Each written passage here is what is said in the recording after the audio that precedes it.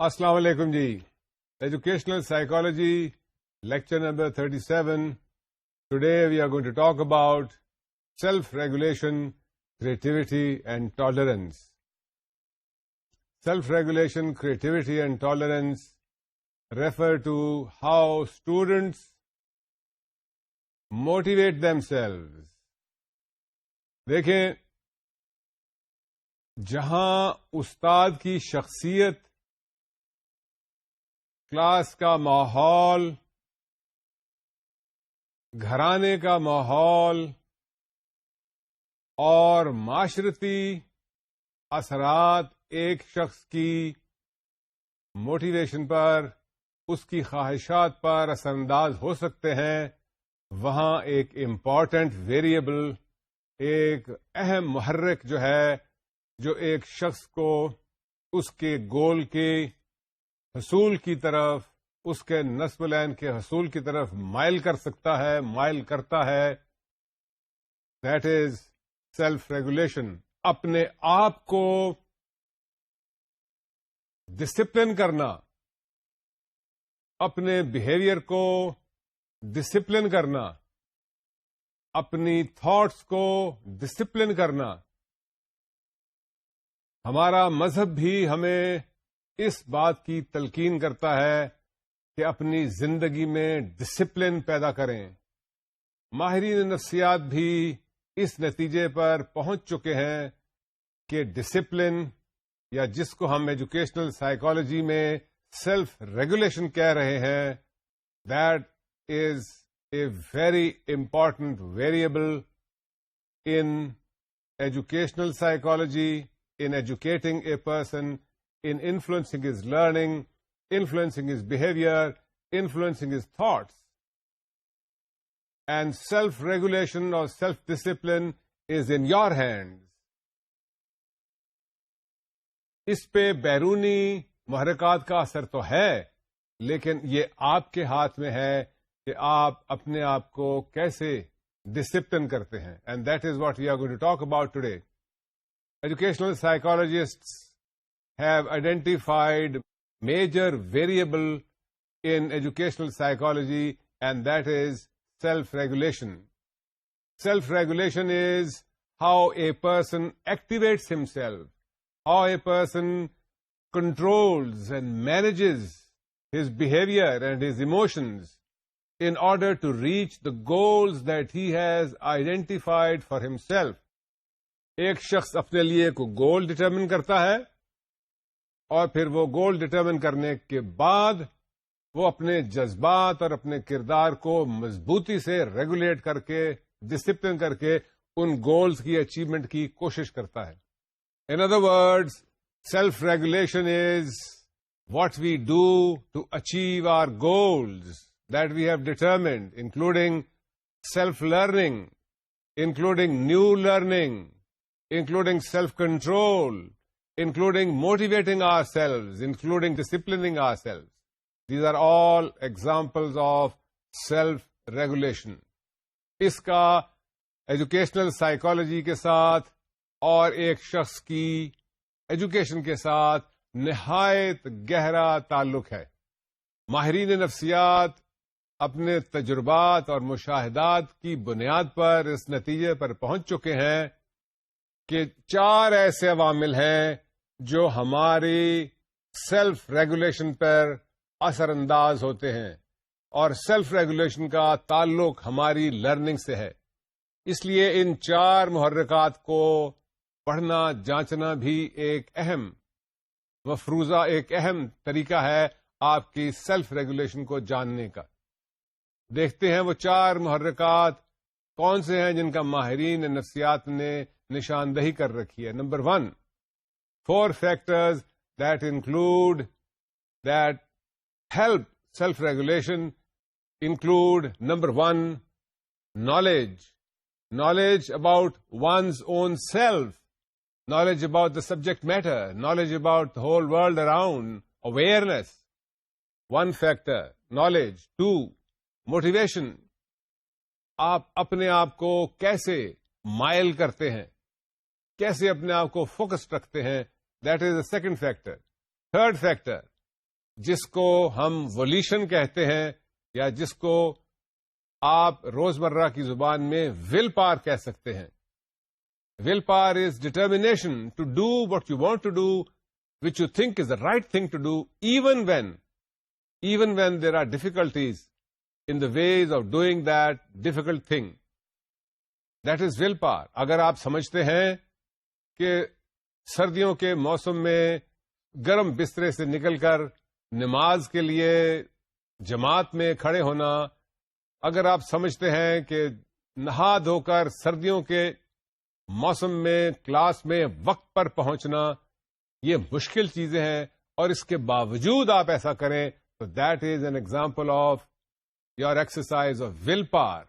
So the third factor that is part of self-regulation is willpower اور volition.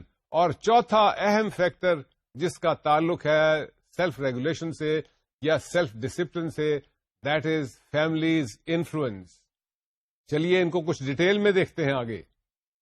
Family کا influence جو ہے، family سے ہماری مراد ماں، باپ، بہن، بھائی اور جو ہمارے ہاں لوگ دوسرے فیملی میں رہتے ہیں وہ ہماری فیملی ہے. دیکھیے جب ہم فیملی انفلوئنس کا ذکر کریں تو جو یورپین یا امریکن کتابوں میں فیملی ہے اور جو ہم اس لفظ سے سمجھتے ہیں اس میں فرق ہے.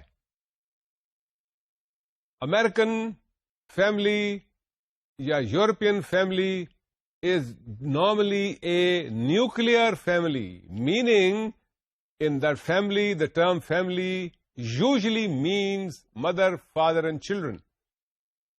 ہمارے ہاں فیملی جو ہے وہ تھوڑی سی ایکسٹینڈیڈ ہے کیونکہ ہمارے ہاں جوائنٹ فیملی سسٹم ہے. نیوکلیئر فیملی سسٹم ابھی تک اتنا زیادہ رائج نہیں ہوا جتنا یورپ یا نارتھ امریکن کانٹیننٹ میں رائج ہے. اس نقطے کو آپ کو خاص ذہن میں رکھنا ہے. ہمارے ہاں فیملی کا مطلب ہے ماں، باپ، بہن، بھائی اور وہ لوگ جو ہماری فیملی میں رہتے ہیں سچ ایز نانا، دادا، نانی، نانا اور تایا، چاچا، چاچی، تائی. یہ ہمارے ہاں اکثر یہ لوگ اکٹھے رہتے ہیں. اس لیے ہمارے ہاں جو فیملی کا کانسیپٹ ہے وہ یورپین یا north American concept of family سے تھوڑا سا مختلف ہے. اس لیے جب ہم فیملی کا ذکر کرتے ہیں پاکستانی کانٹیکسٹ میں تو ہم ایکسٹینڈیڈ فیملی کا ایک نقطہ نظر جو ہے اس کو اپنے ذہن میں رکھے ہوئے ہیں. اور ایکسٹینڈیڈ فیملی کیا ہے کہ ماں، باپ، بہن، بھائی کے علاوہ دوسرے جو ایک گھرانے کو رہنے والے، گھرانے میں رہنے والے اور شیئر کرنے والے لوگ ہیں جن میں نانا، دادا، نانی، دادی بھی ہو سکتے ہیں، تایا، تائی، چاچا، چاچی، خالہ، خالو بھی ہو سکتے ہیں. ہماری دانست میں پاکستانی کانٹیکسٹ میں فیملی یہ ہے اور اس کا اثر ہمارے سیلف ریگولیشن پہ بھی بہت گہرا ہے. اگر ہمارے فیملی کے لوگ سیلف ریگولیٹڈ ہیں، وہ لوگ جن کے ساتھ ہم رہتے ہیں اگر وہ لوگ سیلف ریگولیٹڈ ہیں تو پھر ایک اسٹوڈنٹ یا ایک بچہ جو ہے وہ بھی سیلف ریگولیٹڈ ہوگا. چلیے شروع سے شروع کرتے ہیں. ہم نے پہلے گزارش کی تھی کہ پہلی چیز جو ہے سیلف ریگولیشن میں that relates to knowledge. Knowledge کا مطلب ہے کہ ایک شخص کی اس کے اپنے بارے میں معلومات، وہ اپنے بارے میں کیا سمجھتا ہے، کتنا کچھ جانتا ہے کہ میں سست ہوں، مجھے سردی زیادہ لگتی ہے، میں صبح کے وقت میں سستی محسوس کرتا یا کرتی ہوں، میں دوپہر کے وقت میں زیادہ لتھارجک محسوس کرتا یا کرتی ہوں. یہ سیلف نالج کے حصے ہیں. جتنا ایک شخص کو اس کے بارے میں زیادہ معلوم ہوگا وہ اتنا ہی بہتر طور پہ اپنے آپ کو ریگولیٹ کر سکے گا. دوسری بات اسی چیز میں ریلیٹڈ جو ہے that is the motivation of a student.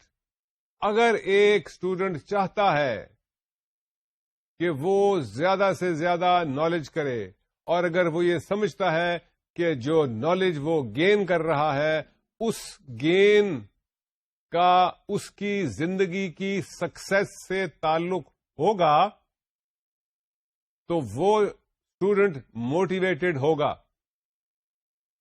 Motivation comes from seeing the connection in this context between what one is learning now and the rewards that learning might bring in the future.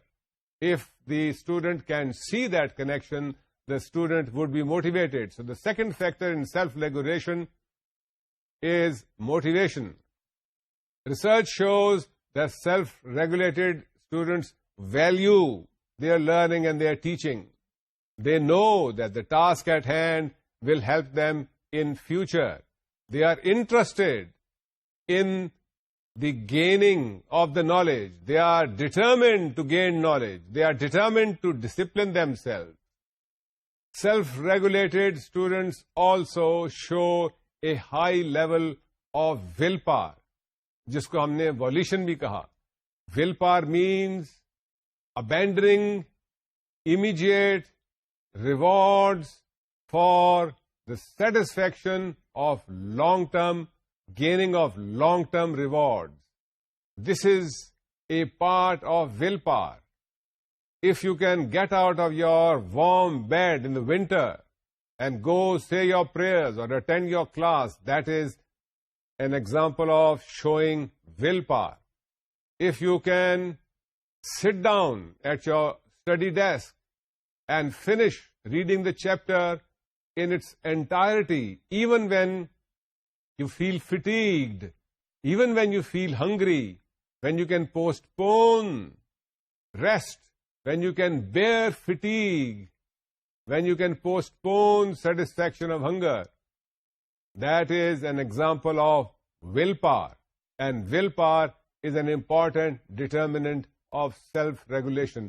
کوئی بھی چیز, کوئی بھی high level گول اس وقت تک eighteen نہیں ہو سکتا جب تک کہ ایک شخص جو وہ گول اٹین کرنا چاہتا ہے, اچیو کرنا چاہتا ہے, اس کے لیے, اس کی اچیومنٹ کے لیے ویل پاور استعمال نہ کرے.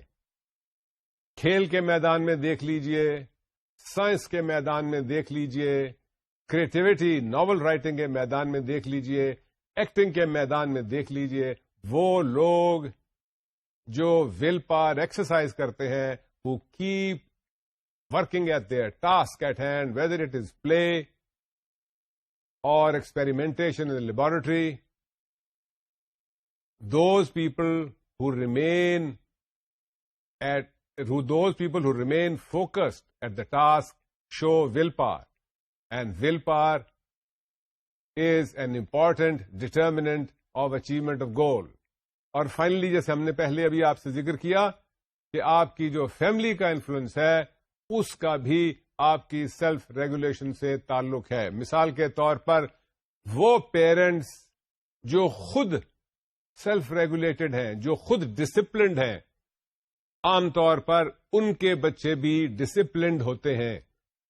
وہ پیرنٹس جن کے سیلف ریگولیشن کم ہے یا جن کا بہیویئر سیلف ریگولیٹڈ نہیں ہے, عام طور پر ان کے بچے بھی سیلف ریگولیٹڈ بہیویئر شو نہیں کرتے.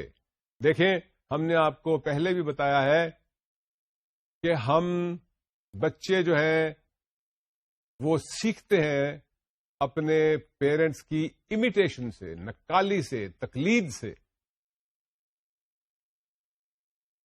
اگر ایک گھر میں پیرنٹس سیلف ریگولیٹڈ ہیں, اگر وہ باقاعدگی سے ڈسپلنڈ طور پر کام کرتے ہیں, اگر وقت پر سو کر اٹھتے ہیں, اگر وقت پر ورزش کرتے ہیں, اگر وقت پر کھانا کھاتے ہیں, اگر وقت پر کام کرتے ہیں, اگر وقت پر سوشلائز کرتے ہیں, اگر وقت پر آرام کرتے ہیں, اگر یہ تمام چیزیں وہ ریگولیٹڈ فارم میں کرتے ہیں تو ان کے بچے بھی یہی سیکھیں گے, کیونکہ بچے بھی پیرنٹس کی تقلید اور امیٹیشن سے سیکھتے ہیں.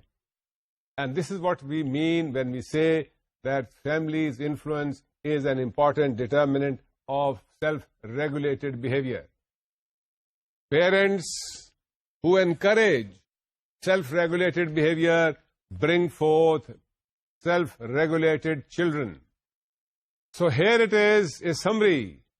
Discipline, direct teaching, observing self-regulated models, encouragement from parents, encouragement from family, other family members and teachers. All of these factors bring self-regulation in children and students. And self-regulation is, self-discipline is critically related to learning and success in life.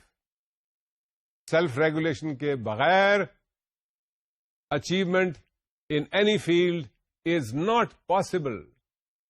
جیسے میں نے پہلے گزارش کی، چاہے وہ کھیل کا میدان ہو، آپ کسی بڑے چیمپئن کو لے لیجئے، ٹینس کی فیلڈ میں، ہاکی کی فیلڈ میں، کرکٹ کی فیلڈ میں، ایتھلیٹکس کی فیلڈ میں، آئس اسکیٹنگ کی فیلڈ میں، کسی بھی بڑی فیلڈ میں، کسی بھی اسپورٹس کی فیلڈ میں آپ کسی بڑے اسپورٹس پرسن کو دیکھیں، آپ دیکھیں گے کہ ان کی زندگی جو ہے وہ ہائیلی سیلف ریگولیٹر اور سیلف ڈسپلنڈ ہے. ہم نے آپ سے گزارش یہ بھی کی تھی کہ آج کل اس بات کو آپ نظر انداز یا اگنور نہ کریں کہ کھیل کود جو ہے وہ اب کوئی اتنا لوکریٹو بزنس نہیں رہا. پہلے زمانے کا شعر تھا، پڑھو گے لکھو گے بنو گے نواب، کھیلو گے کودو گے ہوو گے خراب. پہلے آج سے 50-60-70 برس پہلے لوگ ایسا سمجھا کرتے تھے. اب ایسا نہیں ہے. اب کھیلوں میں لاکھوں نہیں، کروڑوں نہیں، اربوں ڈالرز اور پاؤنڈز اور روپے جو ہیں وہ موجود ہیں جو آپ ایمانداری سے کما سکتے ہیں. تو اس اچیومنٹ کے لیے بھی سیلف ریگولیشن، ڈسپلن جو ہے وہ نہایت ضروری چیز ہے. تو سیلف ڈسپلن اور ریگولیشن جو ہے یہ صرف پڑھائی سے، ایجوکیشن سے متعلق نہیں ہے. اس کا خیال رکھنا چاہیے کہ یہ ہر چیز سے متعلق ایک ڈسپلن جو ہے وہ قائم کرنا ضروری ہے to achieve success and to be able to excel in that field. چلیے اب تھوڑا سا اس ٹاپکس کو چینج کرتے ہیں and we will talk about creativity. Creativity کیا ہے؟ تخلیقی عنصر کیا چیز ہے؟ Psychologists have been able to describe creativity as producing original and appropriate work. Original and appropriate work, when it is produced in whatever field, is called creativity. کچھ لوگوں کا یہ خیال ہے، غلط خیال ہے، کہ صرف ادیب یا آرٹسٹ لوگ ہی کریٹو ہو سکتے ہیں. یہ خیال اس حد تک تو درست ہے کہ ادیب اور آرٹسٹ کریٹو ہیں، لیکن یہ کہنا کہ صرف یہی لوگ کریٹو ہیں یہ بات درست نہیں ہے. کیونکہ ایک ایکٹر بھی کریٹو ہو سکتا ہے، ایک کرکٹر، ایک بولر بھی کریٹو ہو سکتا ہے، ایک بیڈمنٹن یا ٹینس کا پلیئر بھی کریٹو ہو سکتا ہے، ایک کھلاڑی بھی کریٹو ہو سکتا ہے، ایک سوئمنگ چیمپئن بھی کریٹو ہو سکتا ہے. تو یہ محض سمجھنا کہ کریٹیوٹی صرف مین آف لیٹرز تک محدود ہے یہ درست نہیں ہے. Creativity is producing original and appropriate responses in the field that one is operating in. Research has shown that creativity is domain specific. اس سے کیا مراد ہے؟ اس سے مراد یہ ہے کہ ایک شخص جو ڈرائنگ میں یا پینٹنگ میں کریٹو ہے وہ ڈرائنگ اور پینٹنگ میں ہی کریٹو ہوگا. اس کا یہ مطلب نہیں ہے کہ وہ کرکٹر بھی اچھا بن سکے گا، ضروری نہیں ہے. عام طور پہ وہ اچھا کرکٹر نہیں بن پائے گا. ایک شخص جو اچھا میوزیشین ہے، جو بہت اچھا میوزک پروڈیوس کر سکتا ہے، ہم یہ کہیں کہ وہ کریٹو میوزک ڈائریکٹر یا میوزک پروڈیوسر ہے، and he because he is creative in the field of music, he would also be creative in the field of cricket. That's not true. And that is what is meant by creativity being domain specific. Research has shown that there are a number of factors that are related to creativity, number of factors that foster or bring forth creativity in students and in general people. What are those factors? Let us look at those factors. One of the important factors is his personality type. Personality factors are important determinants of creativity. Another is motivation. A higher level of motivation usually shows a higher level of creativity. Another factor, a person's background, his training, his experience is related to his creativity. Another factor, his familial or social environment, جو اس کے گھر کا ماحول ہے یا اس کے معاشرے کا ماحول ہے، وہ بھی اس کی کریٹیوٹی کو فاسٹر کرتا ہے، مددگار ثابت ہو سکتا ہے، معاون ثابت ہو سکتا ہے. عام طور پر we say that creativity is related to divergent thinking. Psychologists usually talk about divergent and convergent thinking. Divergent thinking is thinking in a different, dissimilar, original manner. Convergent thinking is thinking in already familiar manner. Convergent thinking relates to thinking in a conventional manner. Divergent thinking refers to thinking in terms of non-conventional, different manner. So research has shown that creativity is related to divergent thinking, such that the greater the divergent thinking, the greater the probability of creativity. یہ one to one relation شپ نہیں میں نے گزارش کی، note کیجیے گا اس بات کا. The greater the probability of divergent thinking, the greater the presence of divergent thinking, the greater the probability of creativity. یعنی اگر ایک شخص ڈائیورجنٹ تھنکنگ کرتا ہے تو اس بات کا زیادہ امکان ہے کہ وہ شخص زیادہ کریٹو ہوگا، زیادہ تخلیقی عنصر اس کے کردار اور اس کی گفتار میں پایا جائے گا. تو تخلیقیت کا یا کریٹیوٹی کا ہماری ڈائیورجنٹ تھنکنگ سے نہایت گہرا تعلق ہے. چلیے، اگر اتنا گہرا تعلق ہے کہ ہم ڈائیورجنٹ تھنکنگ کو کریٹیوٹی کے ساتھ کوریلیٹ کر رہے ہیں، تو دیکھتے ہیں کہ ڈائیورجنٹ تھنکنگ کیا چیز ہے، اس میں کیا کیا چیزیں موجود ہیں.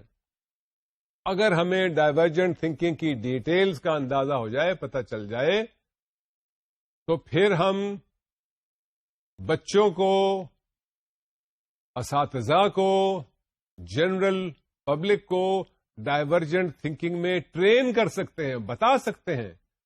اور اگر ان کی ڈائیورجنٹ تھنکنگ پہلے سے بہتر ہو جائے گی تو پھر ہم یہ بھی کہہ سکتے ہیں کہ کیونکہ ڈائیورجنٹ تھنکنگ کا کریٹیوٹی کے ساتھ پازیٹو کوریلیشن شپ ہے، اس لیے اگر ڈائیورجنٹ تھنکنگ ایک شخص میں بڑھے گی تو اس بات کی پروبیبلٹی بھی ہے، یہ بھی ممکن ہے کہ وہ لوگ جو ڈائیورجنٹ تھنکرز بنے وہ زیادہ کریٹو ہو جائیں. اس لیے ماہرین نفسیات جب اس نقطے پہ بحث کرتے ہیں اور اس کی ایکسپلینیشن دیتے ہیں کہ ڈائیورجنٹ تھنکنگ اور کریٹیوٹی کا تعلق ہے، تو وہ یہ بھی کوشش کرتے ہیں کہ ڈائیورجنٹ تھنکنگ کا تجزیہ کریں تاکہ معلوم ہو جائے کہ ڈائیورجنٹ تھنکنگ کیا ہے، تاکہ لوگوں کو زیادہ سے زیادہ اس طرف مائل کیا جا سکے. Knowledge, of course, is power. So if you have knowledge about what is divergent thinking, you can exercise that divergent thinking, you can bring forth divergent thinking and thereby make yourself and people around you more creative. Divergent thinking has been identified to have 3 elements by psychologists. جب ماہرین نفسیات نے divergent thinking کا تجزیہ کیا تو انہوں نے دیکھا کہ اس میں 3 عناصر موجود ہیں. Divergent thinking is original thinking. Divergent thinking is new thinking. It leaves the old pattern of thinking and adopts a new pattern of thinking. Divergent thinking involves fluency. Fluency means that divergent thinking comes forth with different ways of thinking. Different ways of thinking. Holding your nose like that or holding your nose from behind your head are different ways of thinking.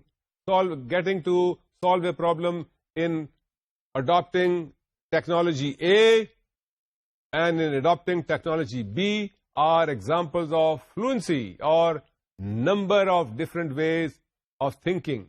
So, divergent thinking involves originality, thinking in new terms, new ideas, fluency, thinking different ways, and third element of divergent thinking is flexibility.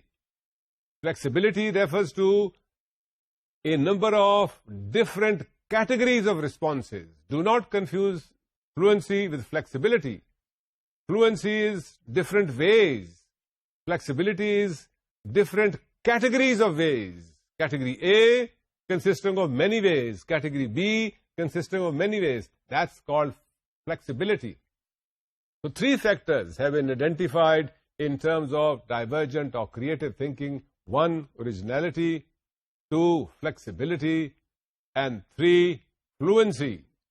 We can say, in view of these research findings, that students who show different ways of solving a problem, who come up with a number of different responses, who show a number of categories or groups of responses, show divergent thinking, which is a sign of creativity. تو اس لیے اس بات کا خیال رہے کہ creativity جو ہے وہ ڈائیورجنٹ تھنکنگ سے ریلیٹڈ ہے اور ڈائیورجنٹ تھنکنگ کا تعلق جو ہم نے ابھی گزارشات کی اس کے ساتھ ہے. اسی موضوع سے ریلیٹڈ ایک اور ایلیمنٹ کا بھی جائزہ لے لیتے ہیں یہاں پر, and that is brainstorming. Brainstorming. Brainstorming is the process of generating different ideas related to a topic without stopping to criticize or evaluate those ideas. Brainstorming involves generating different, many ideas related to a solution of a problem without checking the validity or the practicality of those ideas. اب آپ کہیں گے کہ اس کا کیا فائدہ؟ اگر وہ آئیڈیاز پریکٹیکل نہیں ہے تو اس کا کیا فائدہ؟ Well just wait and see. Brainstorming is a process when you let your imagination go free.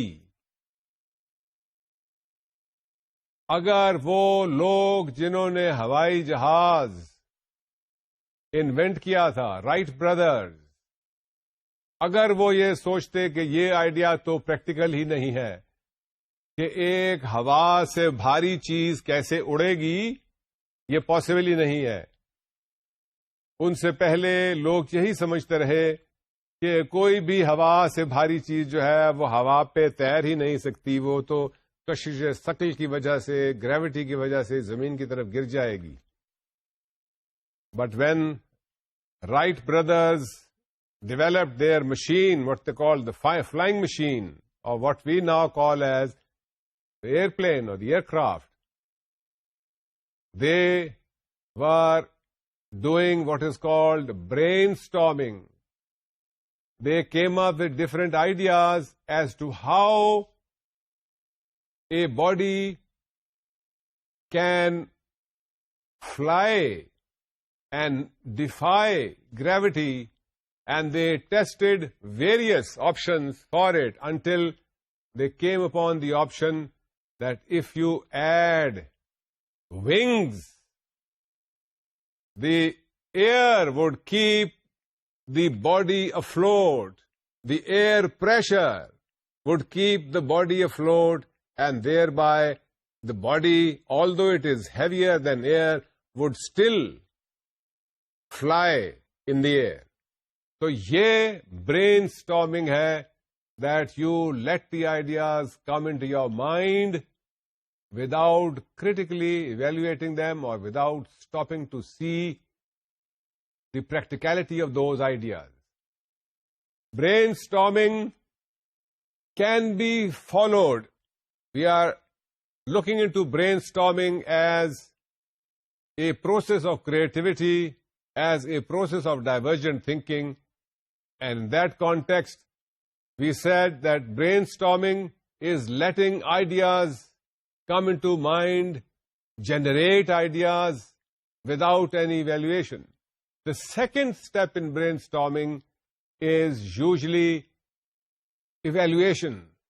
When each idea that has come is in a brainstorming session is discussed. Evaluation in a brainstorming initial stages, evaluation is postponed. And let the ideas come. When the ideas have been collected, then you can evaluate each idea. After generating ideas, while the ideas are being generated, evaluation should not be carried on. Evaluation should be carried on after the ideas have been generated. Research shows that brainstorming and creativity are related. That if a person can brainstorm, if a group can brainstorm, that person or that group tends to become more creative. اگر ایک شخص اپنے ideas پہ about how to reach a goal اگر ان پہ قدغن نہ لگائے، اگر اس آئیڈیاز کو، ان گول کے اچیومنٹ کے آئیڈیاز کو ایویلویٹ نہ کرے initially, that would be an example of brainstorming. And we have discovered, psychologists have discovered that divergent thinking and brainstorming are related, and divergent thinking and brainstorming usually lead to creativity. So what should you as a teacher do?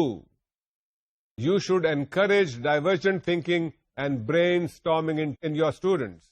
Here are 4 or 5 things that psychologists, based upon their experimentation and observation, recommend to make students more creative, to make students more adept at divergent thinking. What are those 3 or 4 or 5 ways? Number 1, teachers should accept, you as a teacher should accept and encourage divergent thinking. اپنے students میں آپ divergent thinking کو نہ صرف accept کریں، قبول کریں، ان کو لکیر کا فقیر نہ بننے دیں، بلکہ اس کے ساتھ ساتھ ان کو انکریج کریں کہ وہ مسائل کے حل کے لیے نئے سے نئے طریقہ کار ڈسکور کریں، معلوم کریں، دریافت کریں. 1. Number 2, that the teachers should tolerate dissent, disagreements, criticism from students.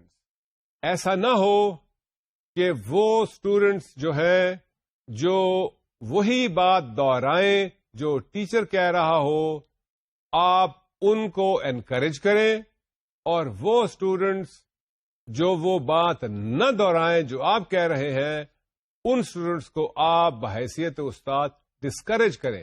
آپ کو ایسا نہیں کرنا چاہیے. Treating students, encouraging students equally Whether they agree with teachers or disagree with teachers is another point of encouraging diversity in students. Point number 3, encourage students to own their judgments. What does that mean?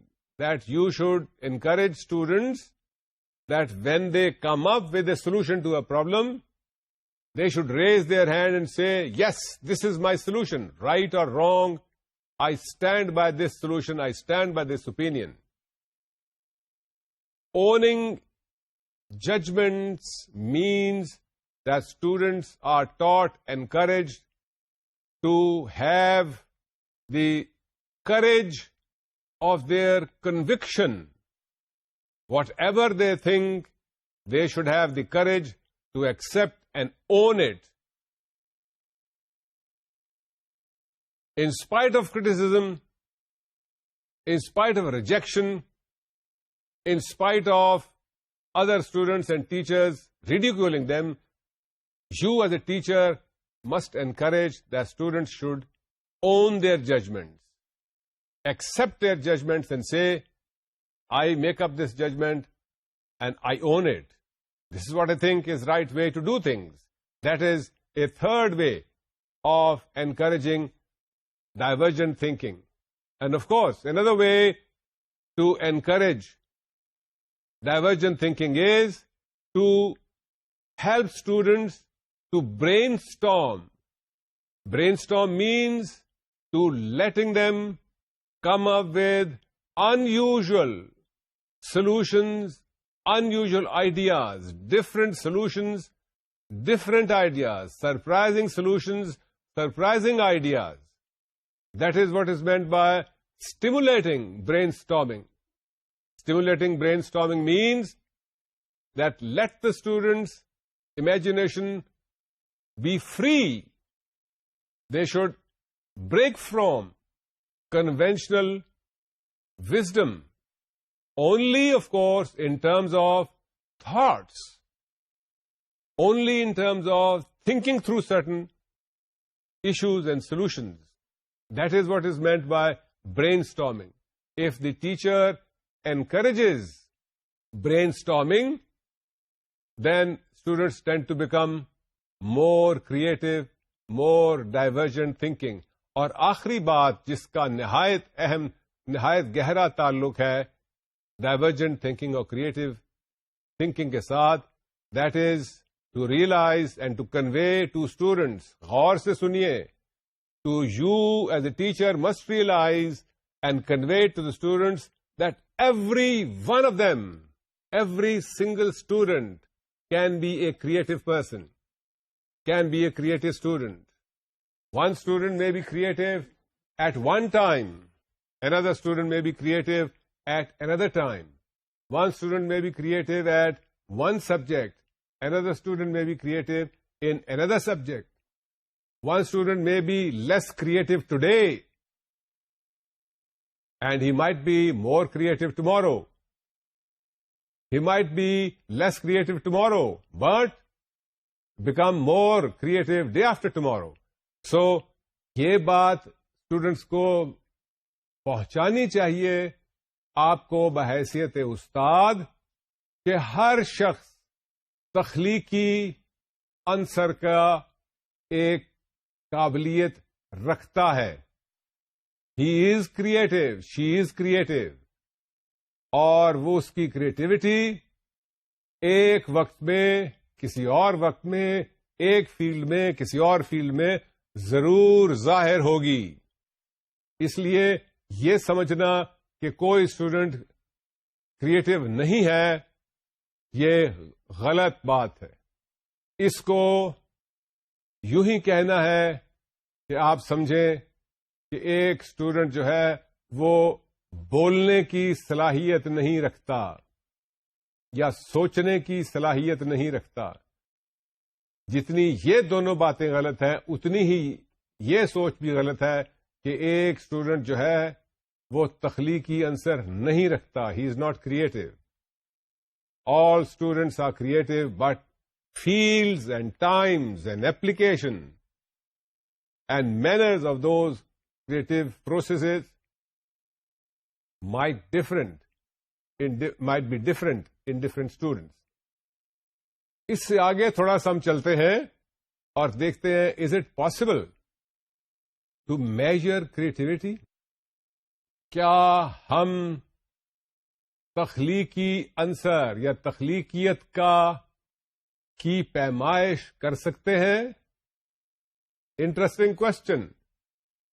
آپ بتائیے آپ کا کیا خیال ہے کہ کیا آپ تخلیقی عنصر کی یا تخلیقیت کی پیمائش کر سکتے ہیں؟ تخلیقی عنصر کی پیدائش کچھ ماہرین نفسیات سمجھتے ہیں پاسبل ہے. نہ صرف وہ یہ سمجھتے ہیں بلکہ اب تو ایک اسکول آف سائیکالوجی ہے، ایک گروپ آف سائیکالوجسٹ ہیں جو تخلیقی عنصر پہ تحقیق کے بعد ان کی پیمائشیں بنانے میں بھی کامیاب ہو چکے ہیں. یعنی جیسے یوں سمجھ لیجئے کہ آج سے کچھ عرصہ پہلے تقریباً 100 یا 50 برس پہلے لوگوں نے، ماہرین نے ایک شخص کا وزن جانچنے کا پیمانہ بنا لیا تھا. اسی طرح سے اب ماہرین نفسیات نے ایک شخص کا تخلیقی عنصر کا موجود ہونا اور اس کی مقدار کوانٹٹی کو میئر کرنے کے پیمانے بنا لیے ہیں. تو creativity can be measured now. We know we have established test, not we psychologists, when I say we, I mean psychologists, have devised tests which are standardized tests. Standardized سے مراد یہ ہے کہ وہ ٹیسٹ haphazard نہیں ہے، standardized ہے. And those tests can measure creativity present in a person. Creativity can be measured at 2 levels: verbal tests and graphic tests. Verbal tests measure the creativity of a person in checking how many uses of an object or a word a person can come up with. The greater the number of uses of an object that a person may come up with, the higher is the element of creativity in him as measured by a verbal test. There are 2 major categories of tests that measure creativity. Verbal tests, جس کی میں نے مثال دی, which measures as many uses of an object as a person can come up with as a measure of his creativity. And the second category of tests is what is called the graphic test. Graphic test consists in drawing as many different shapes from a given graph or a graphic that a person can come up with. If a person can draw many shapes, he is more creative than a person who can draw less shapes. The greater the number of shapes a person can draw, the greater the probability of his having high creativity. The lesser the number of shapes that a person can draw, the lesser the probability of his caliber اور his creativity. تو جتنی زیادہ graphic test میں جتنی زیادہ shapes ایک بندہ بنا سکتا ہے وہ اس کی کریٹیوٹی کا میجر ہے. تو یہ دونوں ٹیسٹ جو ہیں، وربل ٹیسٹ اور گرافک ٹیسٹ جو ہیں، یہ مل کے ہمیں بتا دیتے ہیں کہ ایک شخص جو ہے وہ کتنا کریٹو ہے یا کتنا کم کریٹو ہے. ایک سیریز آف ٹیسٹس اگر اڈاپٹ کی جائے، بنائی جائے، اور ایک شخص کو وہ سیریز آف ٹیسٹ جس کو ہم سائیکولوجیکل لینگویج میں بیٹری آف ٹیسٹ کہتے ہیں، اگر ایک شخص کو وہ بیٹری آف ٹیسٹ دی جائے which would consist of the verbal tests and the graphic tests, then we have a measure of his creativity. اب بیٹری آف ٹیسٹ کی کیا جسٹیفیکیشن ہے؟ دیکھیے، کریٹیوٹی جو ہے اس کا ہم نے پہلے ذکر کیا، اس کا بہت سی چیزوں سے تعلق ہے، گھر کی انوائرمنٹ سے، آپ کی اپ برنگنگ سے، آپ کی موٹیویشن سے، آپ کے سیلف ڈسپلن سے، آپ کی سیلف ریگولیشن سے، آپ کی نالج سے، آپ کی نالج حاصل کرنے کے جذبے سے، آپ کس طرح سے اپنے آپ کو اپلائی کرتے ہیں اس سے، یہ بہت سے فیکٹرز ہیں. تو جب آپ کریٹیوٹی میجر کرنا چاہیں گے تو ایسا ٹیسٹ ہونا چاہیے جو ان تمام محرکات کا احاطہ کر پائے.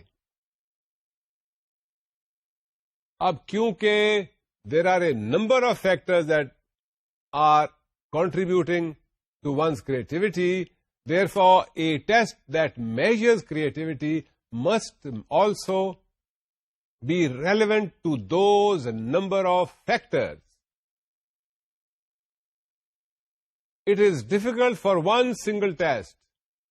It would be more appropriate for anyone to have a series of tests to measure creativity. ایسا ہی ہے، اس کو یوں بھی سمجھ لیجئے کہ آپ نے وزن ماپنے کی، وزن کا جاننے کا ایک پیمانہ بنایا ہے.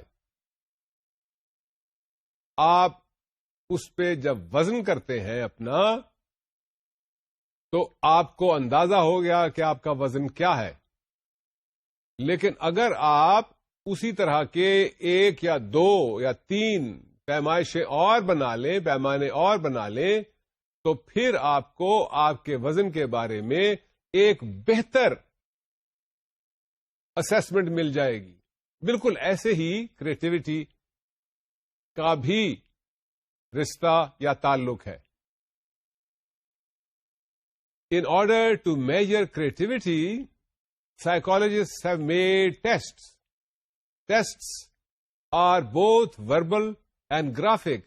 While it is a good idea to have a number of tests in the verbal testing category and in the graphic testing category to be able to make a more reliable assessment of creativity. If more and more tests are used in verbal as well as in graphic tests, then you would have a better assessment of creativity. تو ماہرین نفسیات جو ہیں، انہوں نے creativity کی measurement, پیمائش بھی ایجاد کر لی ہے. وہ یہ بھی سمجھتے ہیں کہ کریٹیوٹی کی میجرمنٹ پاسبل ہے، اور اس کو وربل اور گرافک ٹیسٹ کے ذریعے سے میجر کیا جا سکتا ہے. اور وربل اور گرافک ٹیسٹ میں آئٹمس کی تعداد اگر بڑھا دی جائے تو وہ ٹیسٹ زیادہ ویلڈ اور ریلائبل ہوتے چلے جائیں گے، اور زیادہ آئٹمس کی بنا پر ہمارے پاس ایک شخص کی کریٹیوٹی کا ایک مستند جائزہ، مستند پیمائش آ جائے گی. اس لیے یہ بات بھی نظر میں رہنی چاہیے آپ کے کہ کیوریوسٹی کے کریٹیوٹی جو ہے وہ اب ہم اس کی میجرمنٹ بھی کر لیتے ہیں، ماہرین نفسیات. اور میجرمنٹ کیسے کرتے ہیں؟ By verbal and by graphic test. اور measurement can be made more authentic, more valid, more reliable by using a number of verbal tests and a number of graphic tests. If you go on the internet, you would discover various tests that are available for the measurement of creativity, and within those tests you would find many items related to measuring of graphic as well as verbal abilities or tests. یہ آپ کے پاس ایک یوں سمجھ لیجئے کہ creativity mayor کرنے کا خزانہ ہے جو انٹرنیٹ میں موجود ہے. آپ اپنی کریٹیوٹی بحیثیت استاد میئر کر سکتے ہیں. آپ اپنے طلباء کی کریٹیوٹی میئر کر سکتے ہیں, اس کی جانچ کر سکتے ہیں, اور پھر اپنے لیسنز کو, اپنے اسباق کو اس طرح سے مولڈ اور ڈیزائن کر سکتے ہیں کہ اسٹوڈنٹس اس کو بہتر طور پر سمجھ پائیں. اپنے اسٹوڈنٹس کو آپ بتا سکتے ہیں کہ یہ چیزیں کریٹیوٹی میں شامل ہیں, یہ کریٹیوٹی کے عناصر ہیں. آپ بتا سکتے ہیں کہ یہ وہ عناصر ہیں جو ایک شخص کی تخلیقی قوت کو بڑھا سکتے ہیں. آپ بتا سکتے ہیں ان کو کہ یہ وہ عناصر ہیں جو ایک شخص کی تخلیقی قوت کو کم کر سکتے ہیں. آپ ان کو بتا سکتے ہیں کہ آپ کی ریسرچ, ماہرین نفسیات کی ریسرچ, تحقیق یہ بتاتی ہے کہ سیلف ریگولیشن کا لرننگ کے ساتھ گہرا تعلق ہے. سیلف ریگولیشن کا, سیلف ڈسپلن کا کریٹیوٹی کے ساتھ گہرا تعلق ہے. یہ تمام باتیں بحیثیت استاد آپ کو پتہ ہونی چاہیے. آپ ان چیزوں سے پوری طرح سے واقفیت رکھتے ہوں, اور پھر آپ بچوں تک, اپنے اساتذہ, اپنے طلباء تک ان کو پہنچا بھی سکیں. آخر میں خیال رہے کہ creativity, divergent thinking is related to curiosity, high energy, concentration, willingness to go into divergent thinking, daydreaming, fantasizing is also part of creativity. All these factors should be encouraged by you in your student as a teacher. اس بات پہ سوچئے, غور کیجئے. Until next time, خدا حافظ.